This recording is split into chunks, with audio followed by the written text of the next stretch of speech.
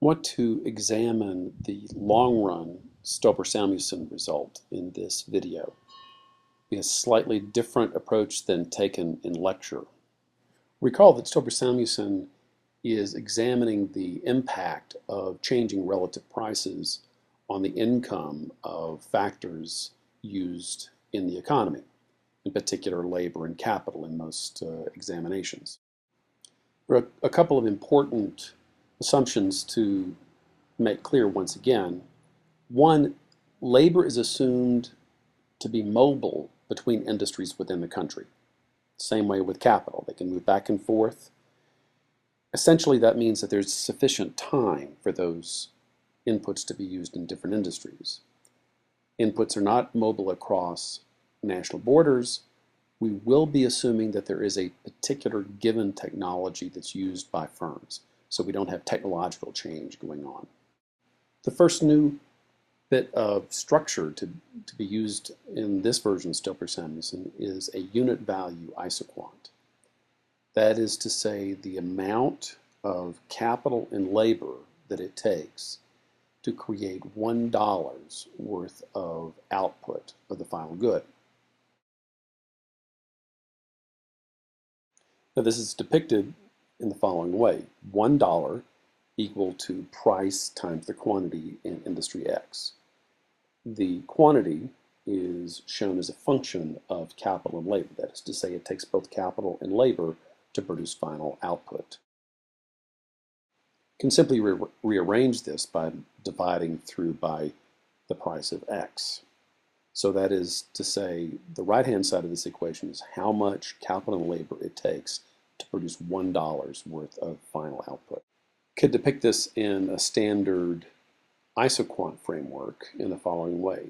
Capital and labor on the two axes, and the isoquant representing $1 worth of final output. There's an analog on the isocost side. That is to say, the amount of capital and labor at given wage and rental rates that yield a total cost to the firm of $1. In equation form, we have the following: $1 equal to the wage bill, the amount that's spent on labor, plus the amount that's spent on capital. These are both given the current market labor costs and rental costs. As before, we can solve for capital by dividing through by R and bringing the labor onto the other side of the equation. And we have an equation in capital and labor space that we can use with the isoquant. This equation can be depicted in the following graph, where the two intercepts reflect how much capital or labor that could be purchased if the firm only uses that input. And the slope of this equation is the wage rental rate, the trade-off between labor and capital, so that the bigger this angle, the bigger the wage rental ratio. As has been typically the case when analyzing this type of question, we're going to have two industries. Good X is going to be assumed to be capital intensive, and Y is the labor intensive industry. We can then depict two unit value isoquants in this graph. The amount of capital and labor it takes to produce $1 worth of X, and the amount that is required to produce $1 of Y. It will have a zero profit condition in equilibrium, so that both firms, when all is settled, will have zero profits because it's assumed to be a competitive industry for both. Now, in perfect competition, the factor markets are such that the payment to capital is going to be equal to the value of marginal product of capital, and likewise for labor. And this is in both markets. Now, the zero profit depicted in the graph means that the total cost of $1 has got to be equal to total revenue. So B represents the combination of capital and labor that gives a dollar's worth of revenue to industry X and a dollar's worth of cost. The same way, the industry Y can be depicted in a similar way. C is the combination of capital and labor that gives $1 worth of revenue and $1 worth of cost. Now we're going to allow the price of X to change, to rise in fact. We're going to assume that the price of Y stays the same for simplicity. The price of X could be going up for any number of reasons. Opening up to trade, if X is the good of comparative advantage. Closing off to trade, if X was the good of comparative disadvantage. But when the price of X goes up, the important thing is it's going to take less capital and less labor to produce $1 worth of output. The amount of the isoquant, unit value isoquant, is going to change as a consequence.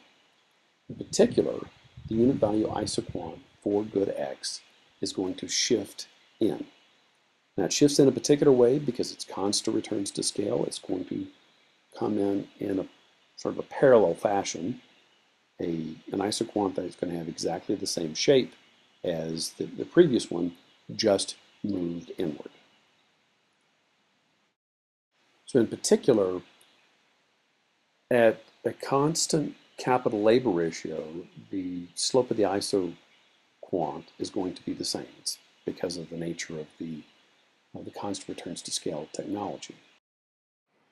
Now, Industry X is earning positive profits if it has the outlay of the combinations on this line BC when you can get a dollar's worth of revenue from combinations of capital and labor on the isoquant associated with A. So it expands because it's a profitable industry.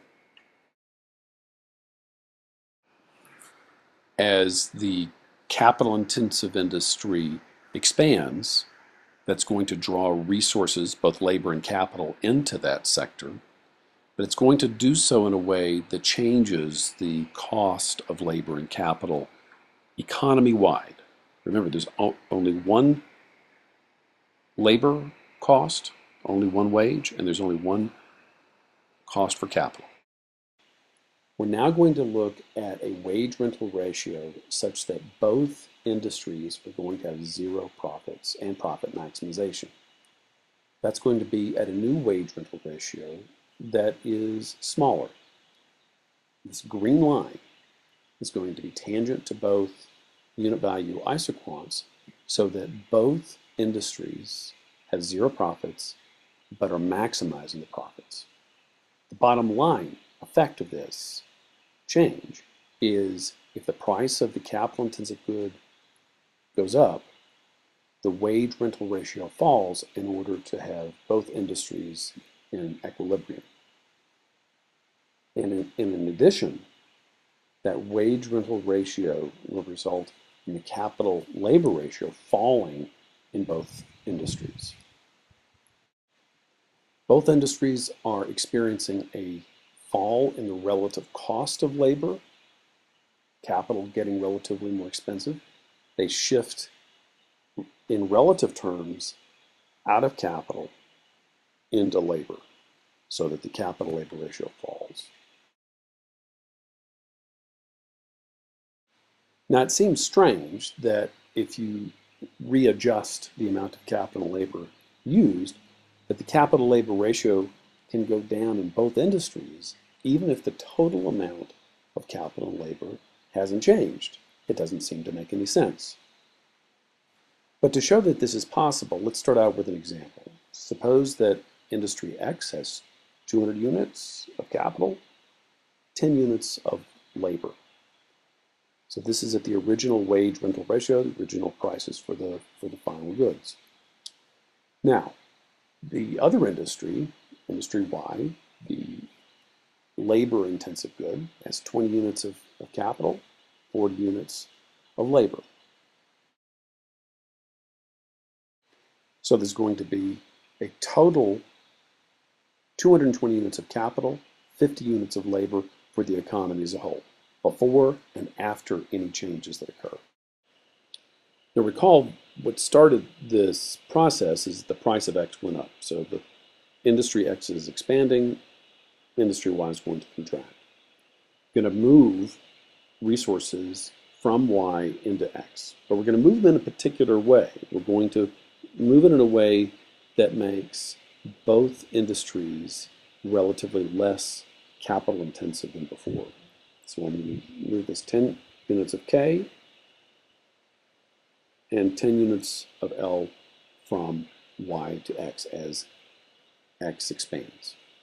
Now, if we move it in that, if we move in this particular combination, what we're going to see is that industry X now has 210 units of K, 20 units of L, and the other industry now has 10 units of capital and 30 units of labor. So we've reallocated capital and labor in both industries, and we've ended up retaining the 220 units of capital, 50 units of labor, even though both industries have become less capital intensive. The next critical thing is to look at the impact on the productivities in both industries as they've readjusted their capital labor usage. First, the marginal productivity of capital in both industries will rise because the capital-labor ratio has gone down. And in both industries, the marginal productivity of labor will fall. And now the critical question that we're trying to answer, what is the impact on the standard of living for capital and labor in the economy as a consequence of the price change? So we can write the marginal productivity as of capital in X is the ratio of the payment to capital over the price of X. And recall that we started out with the price of X going up. We also know that the marginal productivity of capital in X has gone up. So on the right-hand side, it tends to draw the ratio down, the standard of living down. The marginal productivity of capital in X tends to go up.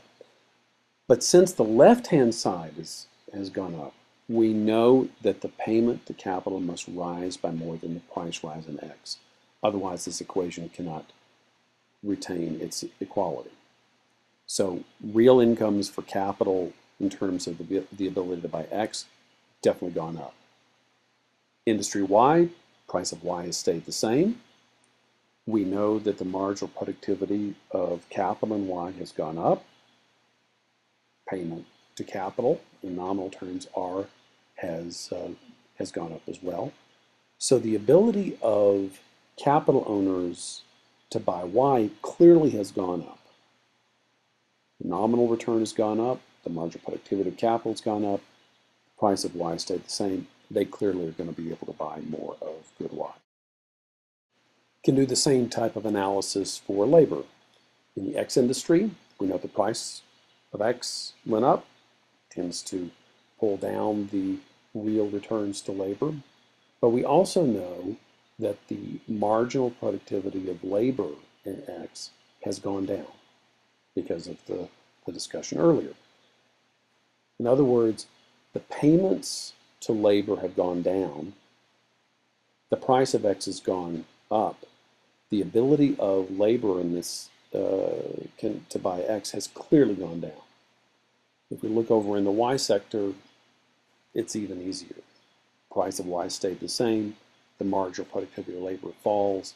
That means that workers in whatever industry can buy less of good Y as a consequence of the price rise in X. So to summarize, if the relative price of the capital-intensive good rises, then there's going to be a readjustment of labor and capital, consequent changes in the marginal productivities, and differences in the payments to labor and capital. In particular, if the price of X rises relative to the price of Y, so there's this percentage change of price of X exceeds the percentage change in the price of Y, payment to capital goes up, the ability to buy X has gone up regardless of the industry. In labor, it's gone exactly the opposite. If the relative price of the labor-intensive good rises, everything is reversed. We see that the ability of labor in whatever industry to buy both goods has gone up, and the ability of capital to buy either of the goods has gone down. So we see that the interests of the labor and capital depend not on the industry that they're in, but instead whether they provide labor or capital to the market.